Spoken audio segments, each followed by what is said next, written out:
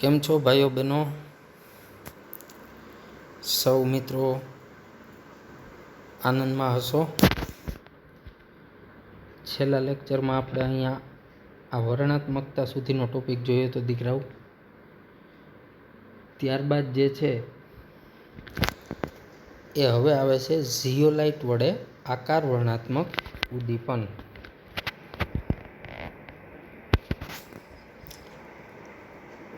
ઝિયોલાઇટ વડે એટલે ઝિયોલાઇટ એક ઉદ્દીપકનું નામ છે, પદાર્થનું નામ છે. એના વડે આકાર વર્ણનાત્મક એટલે આકાર ઉપર આધારિત ઉદ્દીપન. હવે આમાં મિત્રો કાંઈ નવું છે જ નહીં. આ જે ઝિયોલાઇટ એક પદાર્થ છે ને, એનું પહેલાં તો હું તમને બંધારણ બતાવી દઉં. જો આવું હોય મધપૂડા જેવું બંધારણ હોય ઝિયોલાઇટનું, બરાબર. મતલબ આની સપાટી ઉપર પણ જે છિદ્ર હોય ને એમાં મધપૂડા જેવા છિદ્ર હોય, પણ એ આપણને નરી આંખે ના દેખાય. એનું કદ બહુ નાનું હોય, પણ એનો જે આકાર હોય ને એ છિદ્રનો એ મધપૂડાના આકાર જેવો હોય, આ રીતનો. હવે આના વડે આપણે ઉદ્દીપન કરવાનું છે, બીજું કંઈ છે નહીં. આ એનું બીજી આકૃતિ ઝિયોલાઇટની. આવી રીતે એના જે પરમાણુ છે, આ પીળા અને લાલ ને આ બધાય ગોઠવાયેલા પરમાણુ, અને એ પરમાણુ ગોઠવાય અને આવા મધપૂડા જેવા છિદ્ર બનાવે. હવે ઝિયોલાઇટ વડે ઉદ્દીપન થાય એમાં નવું કાંઈ નથી. આમાં એક જ વસ્તુ યાદ રાખવાની કે જે પ્રક્રિયકોના કદ આ છિદ્રમાં આવી શકે એવડા નાના હોય તો આમાં ઉદ્દીપન પામે, બાકી ના પામે. મતલબ કે આ હું જે લાલ કલરના કુંડાળા કરું છું એ તમારા પ્રક્રિયકો છે, તો એ પ્રક્રિયકોના કદ કેવડા હોવા જોઈએ? તો કે આ છિદ્રની અંદર અધિશોષણ પામી શકે, એટલે અંદર બેસી શકે. ઓકે મિત્રો, તો આ જે છે એ તમારા આકાર વર્ણનાત્મક ઉદ્દીપન માટેનો તમારો પદાર્થ છે કે જેને આપણે ઝિયોલાઇટ કહીએ છીએ. ઓકે, હવે આપણને લખાણમાં શું કહે છે. આ આકૃતિ પણ એવી જ છે, આ ત્રિપરિમાણમાં છે આ આકૃતિ, અને આ જે હું બતાવું છું એ તમને દ્વિપરિમાણમાં બતાવી છે. બાકી છે તો બે ઝિયોલાઇટની જ આકૃતિ. ટૂંકમાં એની સપાટી ઉપર જે છિદ્ર હોય એ એકદમ મધપૂડાના આકારના હોય છે. ઓકે દીકરાઓ,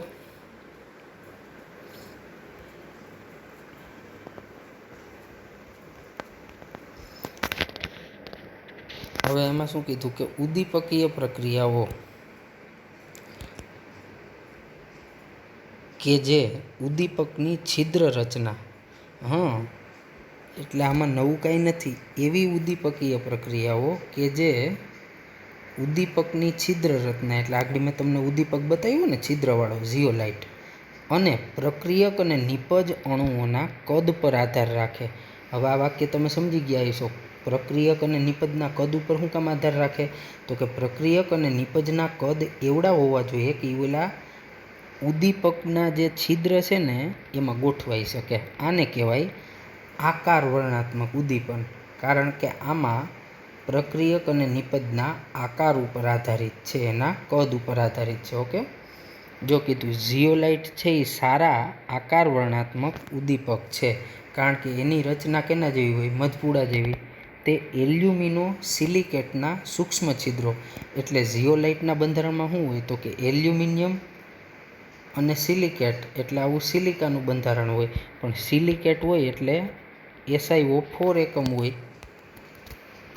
આખું ઝિયોલાઇટનું જે અણુસૂત્ર થાય એ 11માં પણ આપણે આગળ આવી ગયું, NaAl SiO4, આ પ્રકારનું બંધારણ. આ સિલિકેટ અને આ એલ્યુમિનિયમ એટલે એલ્યુમિનો સિલિકેટ.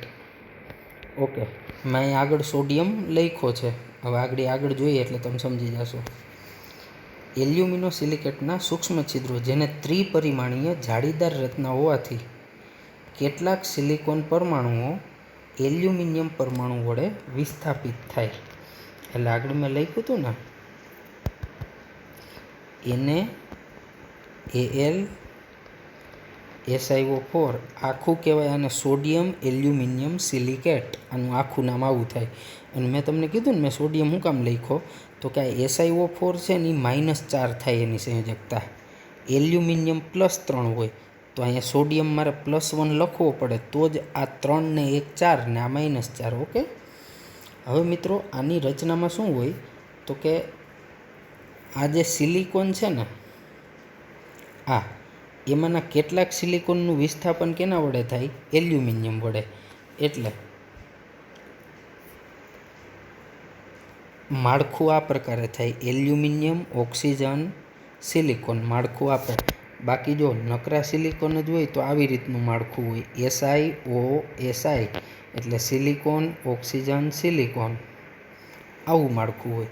પણ કેટલાક સિલિકોનનું વિસ્થાપન કોના વડે થયેલું હોય? એલ્યુમિનિયમ વડે.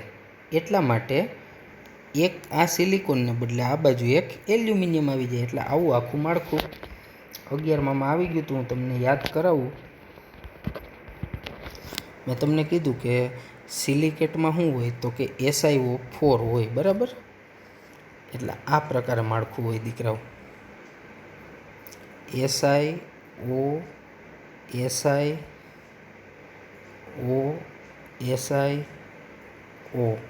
આમ આગળ આવેલું જાય. અહીંયા નીચે આ બીજો ઓક્સિજન, આ બાજુ ત્રીજો, ઉપર ચોથો, પાછો અહીંયા એક સિલિકોન, અહીંયા ઓક્સિજન, અહીંયા સિલિકોન, અહીંયા ઓક્સિજન, આનો ઓક્સિજન આમ ઉપર. આમ ટૂંકમાં આગળ આખું માળખું ચાલ્યું જ આવે. વચ્ચે ઓક્સિજન. એમાં કેટલાક સિલિકોન કેના વડે વિસ્થાપિત હોય? એલ્યુમિનિયમ વડે. એટલે હવે માળખામાં શું થયું તો કે Al, O અને Si જે આપણને લખાણમાં સ્પષ્ટ લખ્યું છે. ઓકે. એટલે આપણે આ માળખાથી કોઈ મતલબ નથી મિત્રો. એમ તો મેં તમને અહીંયા એનું જે બંધારણ આપ્યું છે એમાં તમે જોઈ શકો છો.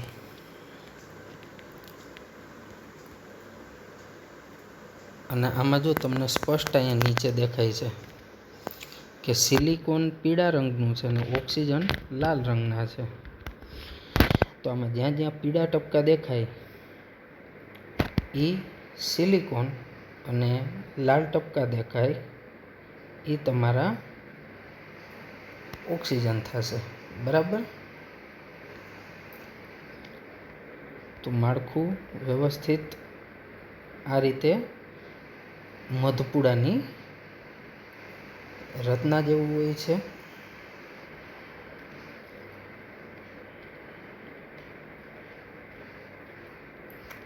હવે શું આગળ કીધું તો કે આ ઝિયોલાઇટમાં ભાગ લેતી પ્રક્રિયાઓ એ પ્રક્રિયક અને નિપજ અણુના કદ અને આકાર ઉપરાંત ઝિયોલાઇટના છિદ્ર અને પોલાણ પર આધાર રાખે. એ તો આગળની જ વાત થઈ ને કે આમાં જે પ્રક્રિયાઓ ઝિયોલાઇટ આરે સંકળાયેલી છે, મતલબ જે પ્રક્રિયાઓમાં ઝિયોલાઇટ ઉદ્દીપક તરીકે વપરાતો હોય એ પ્રક્રિયામાં પ્રક્રિયક અને નિપજના કદ અને આકાર તો આધાર છે જ. એના ઉપરાંત ઓલા જે ઝિયોલાઇટના છિદ્ર છે અને એના પોલાણ એના ઉપર આધાર રાખે, બરાબર છે.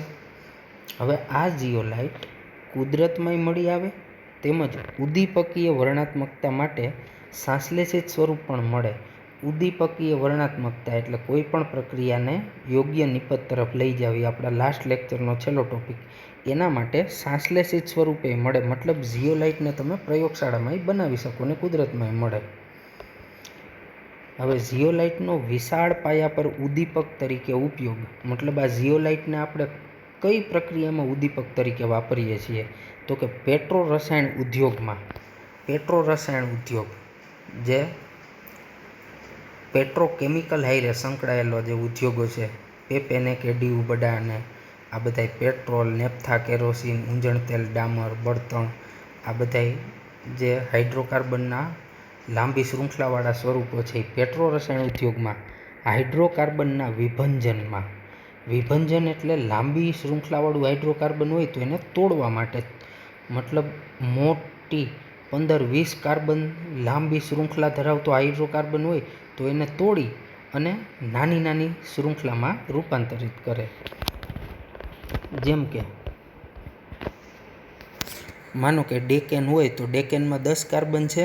હવે આનું વિભંજન થાય એટલે કે આ તૂટે 10 કાર્બનવાળો, તો એમાંથી એક બને ઇથેન, પછી બીજું બને પ્રોપેન. તો જો ઇથેનમાં 2 કાર્બન, પ્રોપેનમાં 3 કાર્બન અને ત્રીજું બનતું હોય પેન્ટેન, તો આમાં 5 કાર્બન. તો અહીંયા કુલ ટોટલ 10 થઈ ગયા. તો કે આ 10 હતા પણ એ એક જ હરખા એક લાંબી શૃંખલામાં હતા એટલે ડેકેન, પણ એ તૂટ્યો તો ઇથેનય બન્યું, પ્રોપેનય બન્યું, પેન્ટેનય બન્યું. આ માત્ર તમારી સમજ માટે કે વિભંજન કેને કહેવાય. પછી આમાં પ્રોપીનય બનતું હોય, મતલબ દ્વિબંધવાળા હાઇડ્રોકાર્બન એ બનતા હોય, તો આને હાઇડ્રોકાર્બનનું વિભંજન કહેવાય. બીજું સમઘટીકરણ. હવે સમઘટીકરણમાં શું થાય? સરખા ઘટકો મળે. જેમ કે માનો કે આ પેન્ટેન છે, CH3 CH2 CH2 CH2 CH3 આ પેન્ટેન છે. આનું સમઘટીકરણ થાય ને એટલે આમાંથી માનો કે 2 ઘટક મળ્યા. એક મળ્યો આ CH3 CH, પછી નીચે CH3, બાજુમાં CH2 CH3. આને કહેવાય 2 મિથાઇલ બ્યુટેન. બરાબર, એક ઘટક આ મળ્યો. આનું સમઘટીકરણ થયું પેન્ટેનનું, તો એક મળ્યો 2 મિથાઇલ બ્યુટેન. હવે બીજો તો કે બીજો આવો મળ્યો CH3 C CH3 CH3 અને CH3. તો આને કહેવાય 2,2 ડાયમિથાઇલ પ્રોપેન. આમાં જે 2 ઘટક મળ્યા એ 2 ઘટકમાં કાર્બન 5 જ હતા, પણ એકબીજાના સમઘટકો હતા, તો આને સમઘટીકરણ કહેવાય. વિભંજનમાં શું થાય? એ તૂટે તો જુદી જુદી કાર્બન સંખ્યાવાળા ઘટક મળે. ને સમઘટીકરણમાં કાર્બન સંખ્યા એટલી જ રહે, પણ એની શાખામાં અને જે એની જે શૃંખલાની લંબાઈ છે એમાં ફેર હોય. આ બધું 11માં આવી ગયું તમારે. તો જો કીધું હાઇડ્રોકાર્બનના વિભંજન અને સમઘટીકરણ એટલે આઇસોમરાઇઝેશન માટે થાય. કેનો ઉપયોગ? ઝિયોલાઇટનો. હવે પેટ્રો રસાયણ ઉદ્યોગમાં વપરાતો અગત્યનો ઝિયોલાઇટ, એટલે જે આ પેટ્રો રસાયણ ઉદ્યોગ છે એમાં એક અગત્યનો ઝિયોલાઇટ વપરાય છે. એ ઉદ્દીપક છે ZSM5. હવે આ ZSM5 એટલે બીજું કાંઈ નથી, ઝિયોલાઇટનો એક પ્રકાર છે જેનું એક વિશિષ્ટ નામ છે ZSM5. એ અગત્યનો છે. હવે એનું કામ શું? તો કે તે આલ્કોહોલનું નિર્જળીકરણ કરીને હાઇડ્રોકાર્બન સંયોજનોનું મિશ્રણ આપે છે અને તેમનું સીધું જ ગેસોલિનમાં રૂપાંતર કરે. ગેસોલિન એટલે પેટ્રોલ. મતલબ કે આ ZSM5નું કામ આલ્કોહોલનું નિર્જળીકરણ કરવું અને હાઇડ્રોકાર્બનનું મિશ્રણ બનાવે, અને એ મિશ્રણ એટલે તમારું પેટ્રોલ. શું થશે? પેટ્રોલ. ઓકે દીકરાઓ, તો આ વાત જે હતી એ હતી આપણી ZSM5ની આ છેલ્લી વાત. આ મૂળ મુદ્દો હતો આપણો ઝિયોલાઇટ વડે આકાર વર્ણાત્મક ઉદ્દીપન. તો હવે તમને એવો પ્રશ્ન ના થવો જોઈએ કે સાહેબ આમાં આકાર વર્ણાત્મક ઉદ્દીપન એવો શબ્દ શું કામે વાપરો? તો કે આમાં જે ઉદ્દીપન થાય છે એમાં ઓલા ઝિયોલાઇટના છિદ્રનો આકાર અગત્યનો છે, મધપૂડા જેવો હોય. એમાં જે પ્રક્રિયા ગોઠવાઈ શકે એવી પ્રક્રિયા આના દ્વારા થાય, બીજી પ્રક્રિયાઓ નથી થતી, એટલે આને આકાર વર્ણાત્મક કીધો. ઓકે વાલાવ, હવે આ વાત જે છે ઉત્સેચક ઉદ્દીપન એ આપણે ચાલી ગયું છે આગળના લેક્ચરમાં. હવે ઉત્સેચક ઉદ્દીપનની લાક્ષણિકતાઓ બહુ સહેલો ટોપિક છે. ઉત્સેચકો શું છે એ તો તમે સારી રીતે જાણો જ છો દીકરાઓ.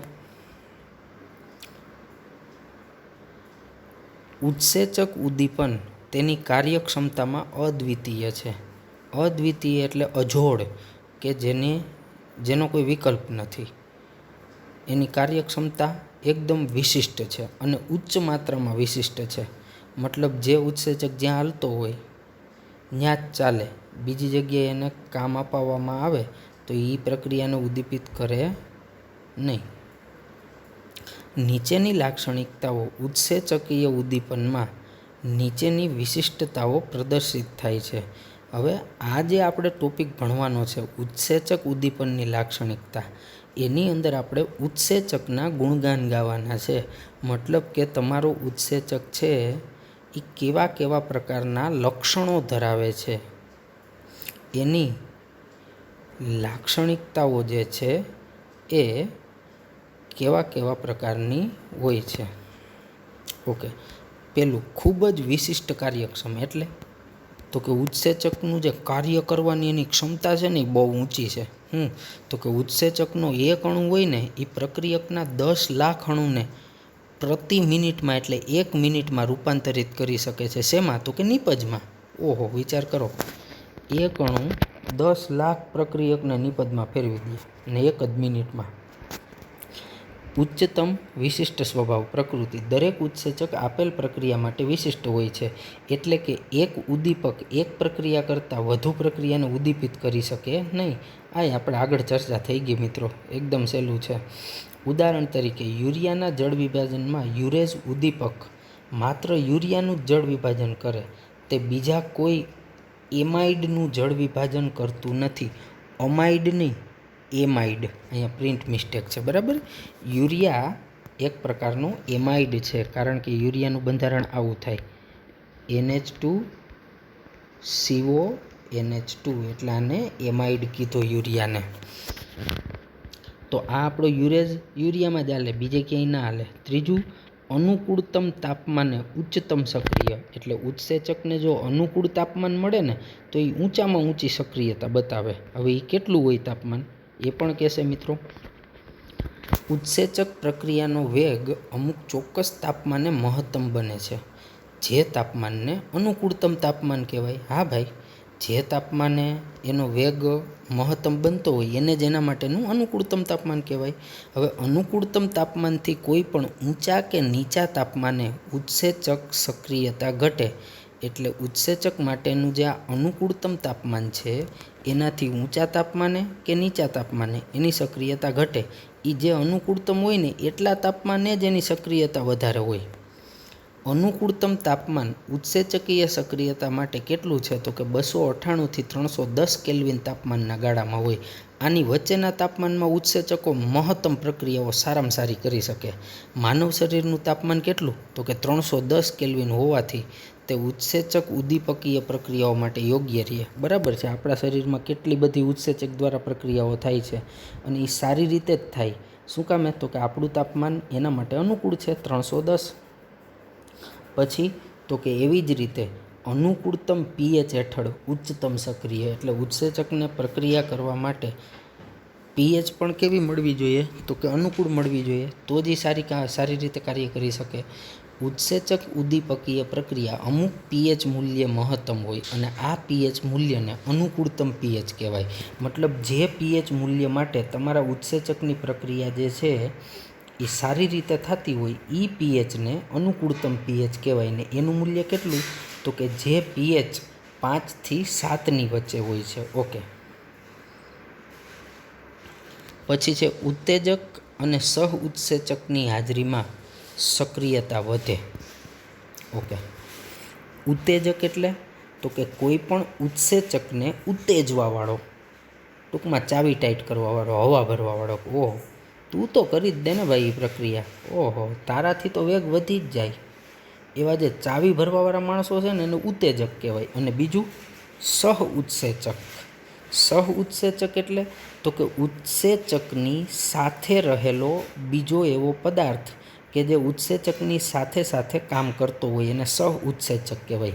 જો આ બે પદાર્થની હાજરી હોય ને તોય એની સક્રિયતા વધે. કોની? ઉત્સેચકની. ચાલો ડિટેલમાં ભણીએ. ઉત્સેચકીય સક્રિયતા કેટલાક પદાર્થો જેને સહ ઉત્સેચક કહેવામાં આવે છે તેની હાજરીમાં ઉત્સેચકીય સક્રિયતા વધે છે. આવા પદાર્થોનો સહ ઉત્સેચક કહેવામાં આવે. એ નોંધવામાં આવ્યું છે કે જ્યારે બિન પ્રોટીન એટલે કે વિટામિન પ્રોટીનના બનેલા ના હોય એવા નું અલ્પ પ્રમાણ ઉત્સેચક સાથે હાજર હોય તો ઉત્સેચકીય સક્રિયતા વધે છે. મતલબ આ વિટામિન છે એ સહ ઉત્સેચક થયા કે નહીં? તો કે હા, એનું અલ્પ પ્રમાણ જો ઉત્સેચક હારે હાજર હોય તો ઉત્સેચકની સક્રિયતા નોંધપાત્ર વધે. એટલે તો આપણા શરીરમાં વિટામિન જરૂરી, કારણ કે ઉત્સેચકો તો છે જ, એ પ્રક્રિયાનો વેગ વધારે જ છે, પણ ભેગા જો વિટામિન હોય ને તો એ ઓલા ઉત્સેચક માટે સહ ઉત્સેચક તરીકેનું કામ કરે ને વેગ વધારે ઝડપથી વધે. ઓકે દીકરાઓ. પછી ઉત્તેજકો, એટલે મેં તમને કીધું એમ ચાવી ટાઈટ કરવાવાળા. સામાન્ય રીતે Na+, Mn+2, CO+2, Cu+2 વગેરે જેવા ધાત્વીય આયનો હોય છે. એટલે ઉત્તેજક તરીકે કોણ હોય ચાવી ટાઈટ કરવાવાળા તરીકે? તો કે આ લોકો હોય. આ ધાત્વીય આયનો જ્યારે ઉત્સેચક અણુઓ સાથે નિર્બળ રીતે બંધિત હોય છે, એટલે આ આયન છે ને એ ઉત્સેચક હારે નબળા બંધથી જોડાયેલા હોય, ત્યારે તેમની ઉત્સેચકીય સક્રિયતાને વધારે. બરાબર છે. હવે એમાઇલેઝ ઉત્સેચક છે એ સોડિયમ ક્લોરાઇડમાં આપણા માટે જરૂરી કયો? તો કે Na+, કારણ કે કેટલા આયનો ઉત્તેજક છે? તો કે આટલા. હવે સોડિયમ ક્લોરાઇડમાં આમાંથી શું છે? તો કે Na+ છે. એટલે જો કીધું એમાઇલેઝ એ ઉત્સેચકનું નામ છે. એ સોડિયમ ક્લોરાઇડ એટલે કે Na+ આયનની હાજરીમાં ઉદ્દીપકીય રીતે ખૂબ જ સક્રિય હોય. સરસ. તો આ ઉત્તેજકો ચાવી ભરવાવાળા. હવે મિત્રો આગળ યાદ કરો, ઉદ્દીપકમાં આવ્યું હતું ઉદ્દીપકીય પ્રવર્ધકો અને ઉદ્દીપકીય વિષ. એમાં અહીંયા ઉત્સેચક માટે પ્રવર્ધકો હોય અને વિષ હોય. અહીંયા પ્રવર્ધકની વાત નથી કરી, અહીંયા માત્ર વિષની જ વાત કરી છે. ઓકે. તો હવે હું એમ બોલ્યો કે આ ઉત્સેચક માટે પ્રવર્ધકો હોય, તો તમે એમ ના મને કહો કે હા સાહેબ સાચી વાત છે, આ લોકો ઉત્સેચકના પ્રવર્ધકો થયા કે નહીં? કોણ કોણ? તો કે ઉત્તેજક અને સહ ઉત્સેચક. આ બે જણા શું થયા ઉત્સેચક માટે? તો કે પ્રવર્ધક. કાં? તો કે એ બે જણાએ ઉત્સેચક હારે જોડાઈને એનો વેગ વધારવાની ક્રિયામાં વધારો કર્યો કે નહીં? તો કે હા. ઓકે. ભલે અહીંયા શબ્દ નથી વાપર્યો પ્રવર્ધક, પણ એ કહેવાય તો ખરા જ. હવે ઉત્સેચક માટેના નિરોધકો અને વિષની અસર. નિરોધક એટલે અટકાવવાવાળા, વિષ ઝેર.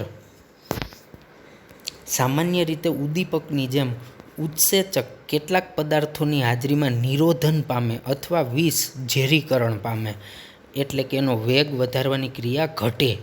નિરોધકો અથવા વિષ એ ઉત્સેચકની સપાટી પર જે સક્રિય ક્રિયાશીલ સમૂહ સાથે પારસ્પરિક ક્રિયા કરે. હવે માનો કે આ ઝેર શું કામ કરે ખબર? તો કે આ ઉત્સેચક હોય એની સપાટી ઉપર ઓલા સક્રિય સ્થાન હોય ને, સક્રિય સ્થાન એટલે બીજું કંઈ નહીં, જ્યાં ઓલા પ્રક્રિયકો શોષાવાના છે એને સક્રિય સ્થાન કીધા. એટલે કે આ જે ઉત્સેચકની સપાટી પર જે સક્રિય ક્રિયાશીલ સમૂહો હોય, અહીંયા સપાટી ઉપર જે કાંઈ પણ ક્રિયાશીલ સમૂહ આવેલા હોય એની હારે પારસ્પરિક ક્રિયા કરે. કોણ? નિરોધક અથવા તો વિષ. અને તે ઉત્સેચકની ઉદ્દીપકીય સક્રિયતાને ઘટાડી નાખે. સાચી વાત છે. કાં? તો કે આ ઉત્સેચકની સપાટી ઉપરના જે સક્રિય ક્રિયાશીલ સમૂહ છે એની હારે પ્રક્રિયા કોને કરી નાખી? તો કે નિરોધક અથવા વિષે. તો હવે ઓલો પ્રક્રિયક તો જોડાઈ ના હગે ને, કારણ કે ત્યાં એ જે ઉત્સેચકની સપાટી ઉપરના જે સ્થાન હતા એ ઓલા નિરોધક અથવા વિષ જે છે એણે રોકી લીધા. તો હવે તમારો પ્રક્રિયક ત્યાં ના જોડાઈ શકે. એટલે શું કીધું? અને તે ઉત્સેચકની ઉદ્દીપકીય સક્રિયતાને ઘટાડી નાખે. બરાબર છે. કારણ કે પ્રક્રિયકને જોડાવા ના દે તો પછી ઉદ્દીપક કે ઉત્સેચક શું કામનો? કે જ્યાં પ્રક્રિયક નથી જોડાતો તો પ્રક્રિયા થાય જ નહીં, અથવા તો એને સંપૂર્ણપણે નાશ કરે છે. બરાબર છે. તો ઉત્સેચકની સપાટી ઉપર આ નિરોધક અથવા વિષ જોડાઈ ગયા, તો હવે સપાટીની જે સક્રિયતા હતી એ ઘટી ગઈ કાં નાશ થઈ ગઈ. ઘણા ઔષધ એટલે દવા, એનો ઉપયોગ જ્યારે આપણે કરીએ ને ત્યારે એ ઔષધોનો ઉપયોગ શરીરમાં ઉત્સેચક નિરોધકો તરીકેની તેમની ક્રિયા સાથે સંબંધ ધરાવે. એટલા માટે મિત્રો કેટલીક દવા આપણે ખાઈએ ને ત્યારે આપણા શરીરના કેટલાક ઉત્સેચકો માટે એ ઝેર તરીકે વર્તે. એટલે શરીરની કેટલીક ક્રિયાઓ ધીમી પડી જાય. એટલે ઘણી વખત દવાનું આપણે કહીએ ને કે એલર્જી છે દવાની, અથવા તો દવાની જે સાઈડ ઇફેક્ટ થાય એ આના કારણે થાય. ઓકે દીકરાઓ. ચાલો ત્યારબાદ ઉત્સેચક ઉદ્દીપનની ક્રિયાવિધિ આવી ગઈ છે મિત્રો જૈવિક અણુના ચેપ્ટરમાં. નહીં, જૈવિક અણુમાં ખાલી વાત થઈ હતી કે સક્રિયકૃત સંકીર્ણ. પણ મૂળભૂત રીતે આપણે 16મા ચેપ્ટરમાં આ વાત કરી ગયા. રોજિંદા જીવનમાં રસાયણ વિજ્ઞાન બતાવતા પહેલાં યાદ કરાવું, ઓલું તાળું ને પૂછીને હું બોલતો હતો. ઈ એટલે એન્ઝાઇમ ઉત્સેચક, એસ એટલે સબસ્ટ્રેટ પ્રક્રિયાર્થી અથવા અવસ્તર. પહેલાં આ બે જોડાય અને મધ્યવર્તી બનાવે ES. આને મધ્યવર્તી સંકીર્ણ કહેવાય અથવા એને સક્રિયકૃત સંકીર્ણ કહેવાય. પછી એનું વિઘટન થાય એટલે E+P બને. ઉત્સેચક હતો એવો ને એવો, પણ સબસ્ટ્રેટમાંથી પ્રોડક્ટ એટલે પ્રક્રિયકમાંથી નિપજ બની ગયું. આવ્યું યાદ? 16મા ચેપ્ટરમાં ડિટેલમાં આવ્યું હતું. જૈવિક અણુમાં તો ખાલી ઉલ્લેખ જ હતો, કંઈ જાજુ નહોતું. મિત્રો, મારે તમને વાત કહેવાની એ છે કે અહીંયા આ વાત હું તમને શું સમજાવું છું તો કે કેટલી વખત સમજાવી દીધેલી વાત કહેવા માગું છું કે જે પ્રક્રિયામાં જે ઉત્સેચક હાલતો હોય ને એ જ હાલે, એના સિવાયનો ના હાલે. બોલો, તમને એમ થાય કે આ તો કેટલી વાર આવશે. આ ઈ જ છે. જોઈએ જો, ઉત્સેચકના કલીલમય કણો. તમને ખબર છે કલીલ એક દ્રાવણ છે જેમાં દ્રાવ્યના કણ મોટા હોય. હવે જાજો ઇંતજાર નથી કરવાનો કલીલ માટે.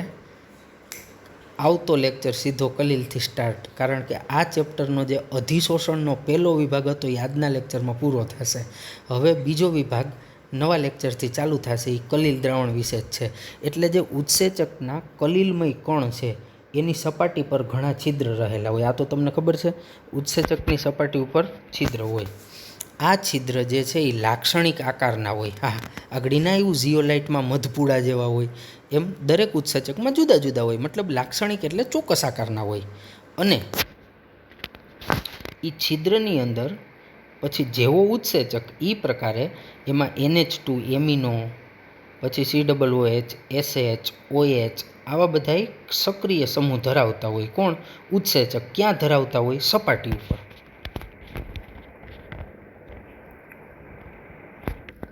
ખરેખર તો આ ઉત્સેચક કણોની સપાટી પરના સક્રિય કેન્દ્ર હોય. બરાબર. મતલબ કે જે આ ક્રિયાશીલ સમૂહો ધરાવે એ શું છે તો કે એ ક્રિયાશીલ સમૂહ ખરેખર તો આ એટલે એ ક્રિયાશીલ સમૂહો ઉત્સેચક કણો છે એની સપાટી પરના સક્રિય કેન્દ્રો. સક્રિય કેન્દ્રો શું કામે? કારણ કે કોઈ પણ પ્રક્રિયક શોષાશે એ સપાટી ઉપર શોષાવાનો. તો સક્રિય કોણ થયું? ઉત્સેચકની સપાટી. અને સપાટી ઉપર શું છે તો પેલા ક્રિયાશીલ સમૂહો.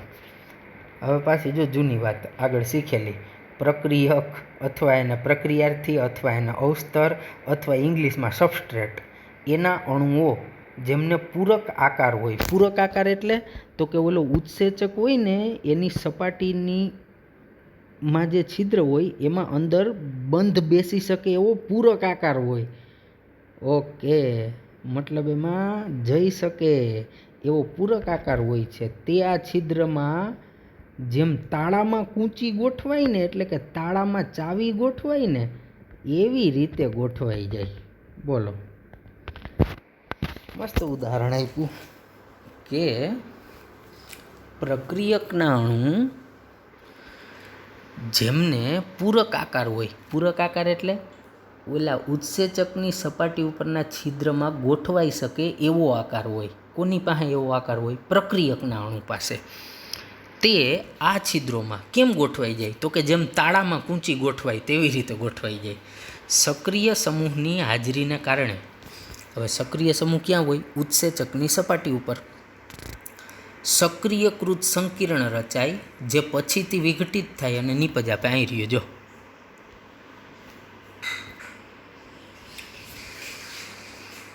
આ ઉત્સેચક, આ સક્રિય કેન્દ્ર,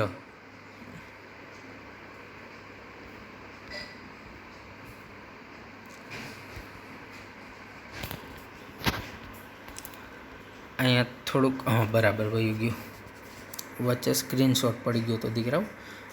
ફરી પાછું કહું, આ ઉત્સેચક, આ પ્રક્રિયાર્થી. જો આકાર અહીંયા બંધ બેસે એવો જ છે કે નહીં? તો કે આ સક્રિય કેન્દ્ર આરે જોડાઈ જાય. આને હું થોડુંક નાનું કરી દઉં એટલે આપણું લખાણ પણ સાથે સાથે રહીએ. જો સક્રિય સમૂહની હાજરીના કારણે સક્રિયકૃત સંકીર્ણ રચાય. અહીંયા સક્રિય કેન્દ્ર હોય એ બે બંધ બેસે એટલે આ જે રચાણું ને E પ્લસ S બે ભેગા થઈ ગયા ને એ તમારું રચાણું સક્રિયકૃત સંકીર્ણ, જે પછીથી વિઘટિત થાય. એટલે હવે પછીની ક્રિયામાં આ એરામાં એ વિઘટન પામે. એટલે ઉત્સેચક હતો એવો ને એવો, અને નિપજો આપે. જો આપી દીધી ને નિપજ, હતું શું તો કે સબસ્ટ્રેટ એટલે પ્રક્રિયાર્થી. એ ઓલા ઉત્સેચક આરે બંધ બેસીને જોડાઈ ગયું એટલે બેયનું સંકીર્ણ, એ સંકીર્ણનું વિઘટન થયું એટલે ઉત્સેચકને નિપજ આપી દીધી. ઓકે, આ વાત તો મેં તમને આગળ કહી દીધી હતી, યાદ કરો. E પ્લસ S એમાંથી બને પહેલાં ES. આ જે E અને S બે જોડાણા એ શું છે? સક્રિયકૃત સંકીર્ણ, અથવા એનું બીજું નામ શું થાય તો કે ઉત્સેચક પ્રક્રિયાર્થી સંકીર્ણ. હા, કારણ કે એ કોના જોડાવાથી બન્યું? ઉત્સેચક અને પ્રક્રિયાર્થીના જોડાવાથી. હવે એનું આ બીજા સ્ટેપમાં વિઘટન થયું એટલે ઉત્સેચક અને પ્રોડક્ટ એટલે નિપજ અને ઉત્સેચક એમને મળી ગયા. ઓકે દીકરાઓ, આમ ઉત્સેચક ઉદ્દીપિત પ્રક્રિયાને નીચેના બે તબક્કામાં આગળ વધતી પ્રક્રિયાઓ ગણી શકાય. હવે અહીંયા શું કર્યું? આ બે તબક્કા આમ સીધી લીટીમાં લખી નાખ્યા, બરાબર. પહેલાં આ ES બને ને પછી એનું વિઘટન થાય. હવે એને અહીં પાછા નોખા પાડ્યા એટલે આ કંઈ નવું નથી. જો પહેલાં શું કીધું તો કે પ્રક્રિયાર્થી સાથે ઉત્સેચકનું બંધન, આ પ્રક્રિયાર્થી એની આયરા ઉત્સેચક એનું બંધન એટલે ES બન્યું, અને ES એટલે એ સક્રિયકૃત જ થયું ને, તો કે હા. અને હવે સક્રિયકૃત સંકીર્ણની રચના અહીં ESની રચના થઈ. હવે તમને એમ થશે કે સાહેબ એની ઉપર આમ બરાબર કરીને નોટ ઇક્વલ ટુ કાં કર્યું? એ એટલા માટે કે સ્થાયી ના હોય, એ તૂટી જાય. હવે જો એ સ્થાયી હોય તો નિપજ જ ના મળે, કારણ કે એનું વિઘટન થાય પછી જ નિપજ મળશે. ઓકે, અહીં રહ્યું જો નિપજના નિર્માણમાં સક્રિયકૃત સંકીર્ણનું વિઘટન એ થવું જ જોઈએ. એટલે અહીંયા માથે નોટ ઇક્વલિટી કર્યું કે આ સ્થાયી હોતું નથી. તો જો આ ES જે છે એનું વિઘટન થયું તો E પ્લસ P. ઓકે દીકરાઓ, તો આ વાત હતી તમારી જે ઉત્સેચકથી ઉદ્દીપિત થતી પ્રક્રિયાની ક્રિયાવિધિ. ત્યારબાદ આ કોષ્ટક જે આ જ ચેપ્ટરમાં અમુક વસ્તુ આગળ આવી ગઈ, અને બાકીની જે પ્રક્રિયાઓ છે એ આપણા 7મા ચેપ્ટરમાં પણ આવશે. આ કોષ્ટક અહીંયા ગોખો નહીં તો કાંઈ નહીં, કારણ કે આ વસ્તુ 7મા ચેપ્ટરમાં થિયરી તરીકે ભણવાની છે. એટલે ન્યાય યાદ રાખી લેશો એટલે યાદ રહી જ જશે. છતાંય હજી આપણે 7મું ચેપ્ટર નથી ચાલ્યું એટલે હું તમને આની સમજ આપી દઉં. પણ મોટાભાગનું તો બધું તમારે 10મામાં આવી ગયેલું છે દીકરાઓ. જો આપણે જોઈએ શું કહે છે. ઉદ્યોગોમાં ઉદ્દીપકો, મતલબ કે ઉદ્યોગોની અંદર ઉદ્દીપક કેવી રીતે કામ કરે? તો કે ઉદ્યોગોમાં ઉદ્દીપકોની ઉપયોગિતા વિશેના વિચારના અનુસંધાનમાં કેટલાક અગત્યના ટેકનિકલ એટલે કે પ્રૌદ્યોગિક ઉદ્દીપકીય પ્રક્રમ એટલે પ્રક્રિયાની યાદી આપી છે. જો પહેલી, એમોનિયાની બનાવટ માટેની હેબર વિધિ. મેં ઘણીવાર ઉદાહરણ નથી આપ્યું, N2 + 3H2 તો 2NH3. હવે આમાં ઉદ્દીપક ક્યાં ક્યાં વપરાય? તો કે ખૂબ જ ઝીણું કરેલું આયર્ન એટલે લોખંડ, પછી પ્રવર્ધક એટલે એનો વેગ વધારવામાં મદદ કરનાર તરીકે મોલિબ્ડેનમ. પછી બીજી પરિસ્થિતિ કઈ તો કે 212 દબાણ, 723 થી 773 કેલ્વિન તાપમાન. પછી હાલમાં શું થાય તો કે આયર્ન ઓક્સાઇડ એટલે ઉદ્દીપક તરીકે ખાલી આયર્ન નહીં, આયર્નનો ઓક્સાઇડ FeO, પોટેશિયમ ઓક્સાઇડ અને K2O અને એલ્યુમિનાના મિશ્રણનો ઉપયોગ થાય. Alumina Al2O3. હાલમાં આનો ઉપયોગ થાય. પહેલાં ઝીણું કરેલું આયર્ન અને પ્રવર્ધક તરીકે મોલિબ્ડેનમનો થતો. બસ આ માહિતી છે. પછી નાઇટ્રિક એસિડના ઉત્પાદન માટેનો ઓસ્વાલ્ડ પ્રક્રમ એટલે ઓસ્વાલ્ડની પ્રક્રિયા. હવે એ આખી પ્રક્રિયા 3 સ્ટેપમાં થાય. પહેલાં 4 મોલ NH3,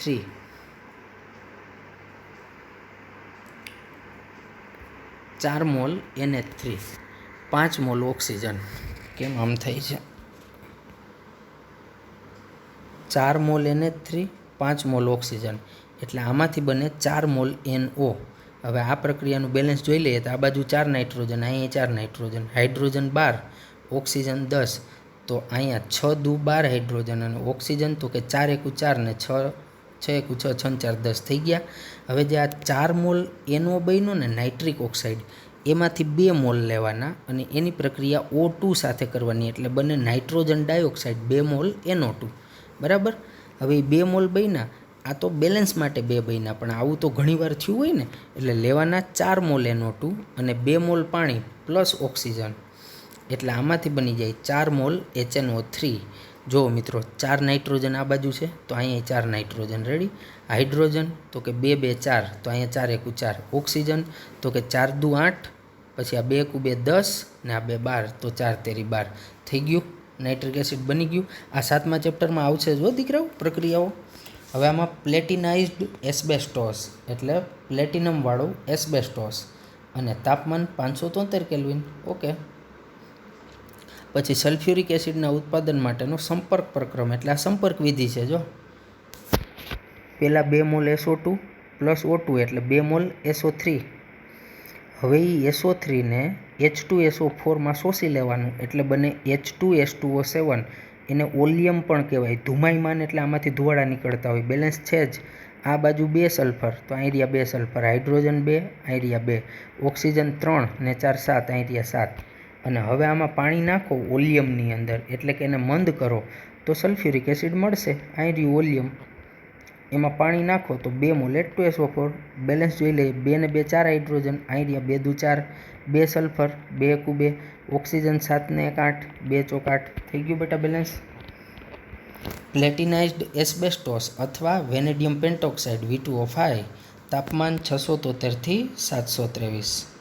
મિત્રો 3 લખાણ સંબંધિત છે કે હેબર વિધિમાં હાઇડ્રોજન મિથેનની NiO ઉદ્દીપકની હાજરીમાં વરાળ સાથેની પ્રક્રિયાથી મેળવવામાં આવે છે. આ પ્રક્રિયા વરાળ પુનર્રચના તરીકે ઓળખાય. શા માટે જ્યારે એમોનિયા હેબર વિધિથી મેળવવામાં આવે ત્યારે CO ને દૂર કરવું જરૂરી છે? આ પ્રશ્ન તમારા માટે નવો છે, એટલે હું જ્યારે સોલ્વ કરાવીશ ત્યારે કરજો. અત્યારે થાય તો પ્રયત્ન કરજો, બાકી ચિંતા ના કરતા, એ હું કરાવીશ. એસ્ટરનું જળ વિભાજન શરૂઆતમાં ધીમું હોય અને થોડાક સમય પછી શા માટે ઝડપી થાય? ઉદ્દીપન પ્રક્રિયામાં અપશોષણનું કાર્ય શું છે? આગળ પણ 3 લખાણ સંબંધિત વયા ગયા મિત્રો.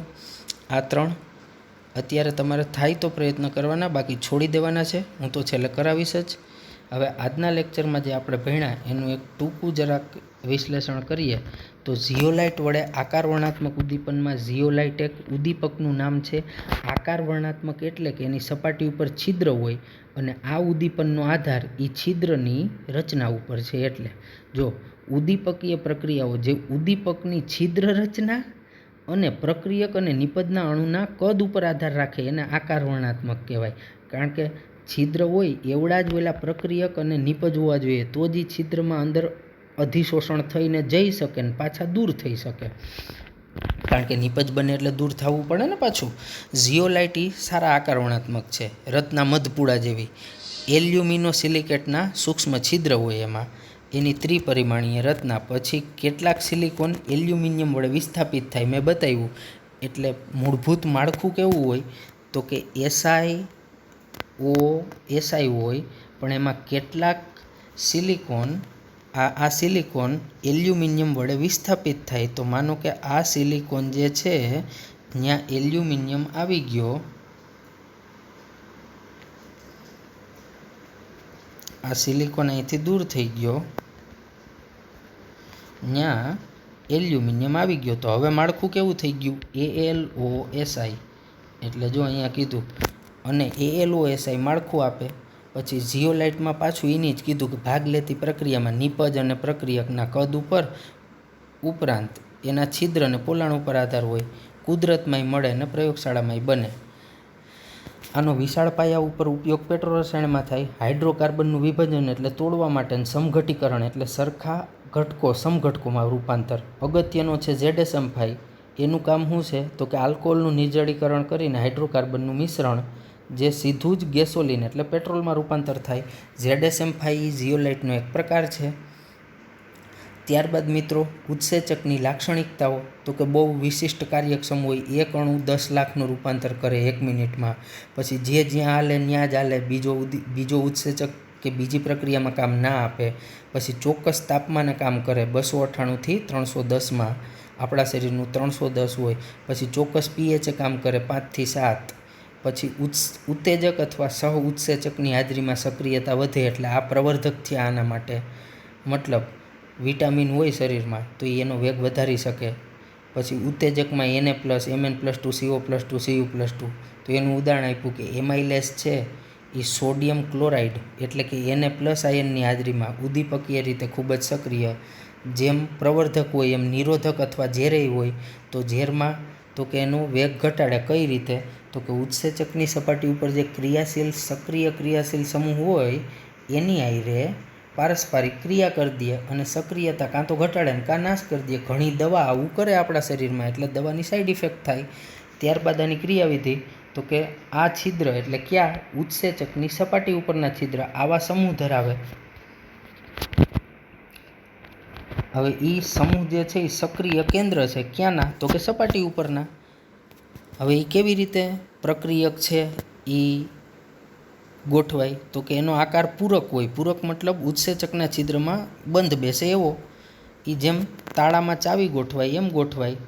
પહેલાં સક્રિયકૃત સંકીર્ણ રચાય, એ વિઘટન પામે એટલે નિપજ આપે. આ તમારી સામે છે. ઓકે દીકરાઓ, લખાણ સંબંધિતની અત્યારે તમારે કંઈ ચિંતા કરવાની જરૂર નથી.